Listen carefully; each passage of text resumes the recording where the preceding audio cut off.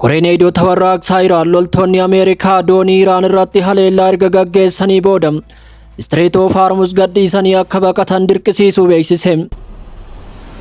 Iraan marii irratti hirmaachuuf fedha akka hin qabne ibsuun USA'n dogoggora darbee irra deebitee yoo hojjette deebii murteessan akka ishee mudatu akeekkachiiste.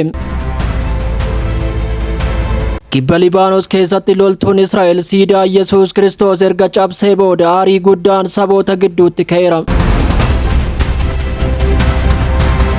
Gamtaan paartilee bitaa Awurooppaa ministeeronni gamtaa Awurooppaa waliigaltee Israa'el waliin jiru atattamaan akka addaan kutu gaafate.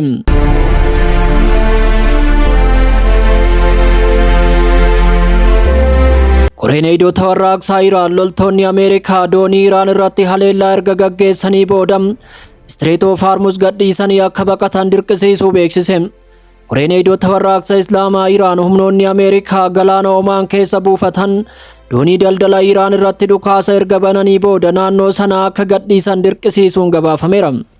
Akka gabaasni dhaabbata oduu meerirraa guyyaa irraa ba'ee agarsiisutti humnoonni Ameerikaa haleellaa diroonii Iraan irraa isaan mudate baqachuun galaana Omaan gadhiisuun fagaataniiru. Koreen eegdota warraaqsa Islaamaa dogoggora Ameerikaan taasistu kamiifuu deebii cimaa akka kennus akeekkachiiseera. Iraan marii irratti hirmaachuuf fedha akka hin qabne ibsu USA'n dogoggora irra deebitee yoo hojjette deebii murteessaa akka kennitu himte. Ministeerri dhimma alaa Iraan Ameerikaa marii Iraan waliin taasiftu irratti fedhii akka hin qabne ibsuun Washington dogoggora kanaan dura biyyattii irratti raawwatte irra deebitee yoo raawwatte haaloo ba'iinsi hamaan akka ishee mudatu akeekkachiiseera.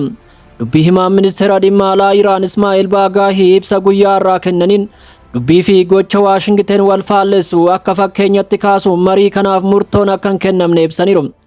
Jechii fi gochi isaanii waliin simu jechuun Iraan fedhii fi aantummaa biyyaalessaa of eeggannoodhaan ilaaluun murtee barbaachisaa ta'e ni kenniti jechuunis ibsaniiru. Dubbiin kun kan dubbatame erga Ameerikaan buufata doonii fi dooniiwwan Iraan ugguruu itti fuftee booda yoo ta'u, Iraanis haloo ba'uuf Strait of Hormuz tiraafika hundaaf cufamuu labsiteetti. USA'n uggura kana itti fufuun ishee akka haal duree dhukaasa dhaabuu cabsuutti ilaalamas jetteetti. Iraan uggurri USA itti fufee osoo jiru Strait of Hormuz banaa akka hin goones dhaadatte. Akkasumas gama lamaan gidduutti bu'uurri wal hubannoo yoo argame malee marii irratti hirmaachuudhaaf fedha akka hin qabnes himteetti. Baagaahiin guyyoota jalqabaa dhukaasa dhaaburraa kaasee amantaa badaa USA ibsa wal faallessu itti aansee uggura humna galaanatu mudate jechuun ibseera. Kana malees haleellaa Ameerikaan dhiyeenya kana doonii Iraan irratti raawwatte yeroon Iraan irraa deebii murteessaa argachuus ibsaniiru. Tarkaanfiin Iraan guyyaa irraa fudhatte loltoonni Ameerikaa galaana Omaan keessa jiran akka duubatti deebi'an dirqisiisus eeraniiru. Dubbii himaan kun haleellaan kun waliigaltee dhukaasa dhaabuu cabsuu fi gocha weeraraa jechuunis ibseera. Gama biraan humnoonni Ameerikaa erga uggura jalqabanii dooniiwwan 27 gara buufata doonii Iraan akka garagalchan yookiin akka deebi'an qajeelfama kennuu siitkoon beeksiseera. Guyyaa irraa hoogganaa waraanaa Paakistaan Fiild Maarshaal Asiim Munir Tiraampiif waamicha erga godhee booda Paakistaan Hormuz irratti yeroo dhiyootti guddina gaarii eegaa jirtis jedhameera.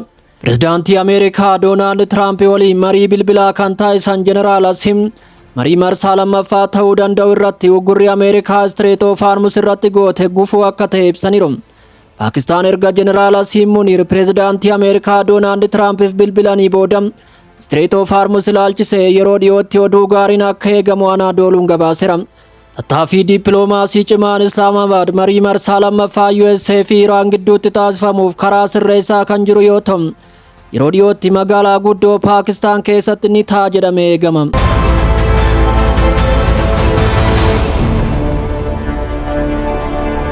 Kibba Libaanos keessatti loltuun Israa'el siidaa Yesuus Kiristoos erga cabsee booda aarii guddaan ka'eera. Waraanni Israa'el ibsaa irra baaseen suuraa falmisiisaa ta'e kana dhugaa ta'uu mirkaneesseera. Suuraan kun vaayirasii ta'uun waltajjii miidiyaa hawaasaa irratti daawwattoota miliyoona 5 ol argateera. Gamaggama jalqaba ba'een siidaan kun loltuu Israa'el kibba Libaanos keessa socho'aa tureen akka cabe ibsameera. Waraanni Israa'el dhimma kana irratti qorannoo jalqabuu himuun namoota dhimmicha keessa jiran irratti tarkaanfii barbaachisaa naaf fudhadha jedheera.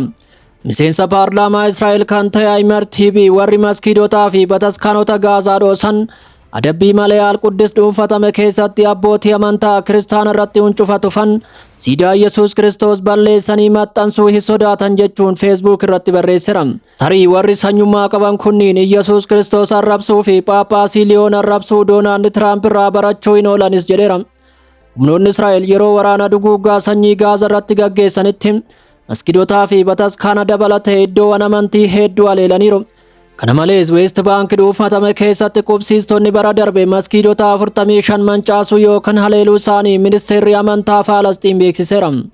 Taateewwan akkasii tuuffii arrabsom macca'iinsa fi reebicha dabalatee gosoota doorsisaa dachaa kan ta'an yoo ta'u magaalaa durii Al-Quddis keessattis raawwatamaniiru.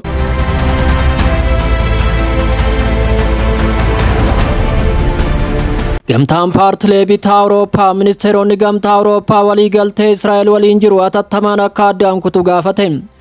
Gamtaan paartilee bitaa Awurooppaa ibsa guyyaa irraa baasen ministeeronni dhimma alaa gamtaa Awurooppaa walii galtee waldaa gamtaa Awurooppaa fi Israa'el gidduu jiru hatattamaan akka addaan kutu gaafateera.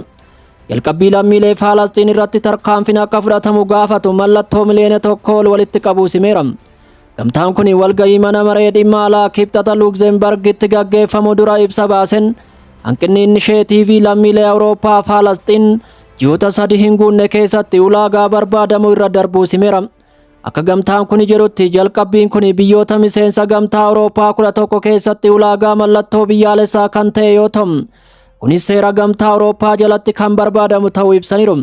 Manni maree dhimma alaa gamtaa Awurooppaa kana booda harkifachuuf sababa tokkollee hin qabu jechuun gamtaan kun ibsa guyyaa irraa baasen beeksiseera.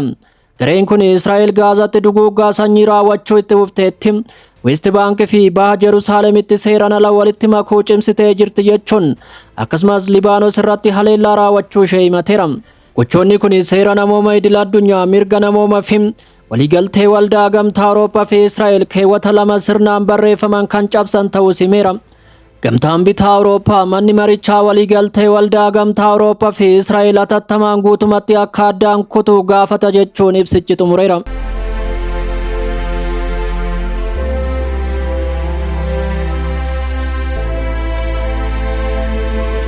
Egaa kabajamtoota hordoftoota keenya odeeffannoo namaaf qabnu kanuma. Odeeffannoowwan biroo qabannee aga walitti deebinutti bakka jirtan hundatti hamtuun isin hin argin jenne asumaan nagaadhaan manna.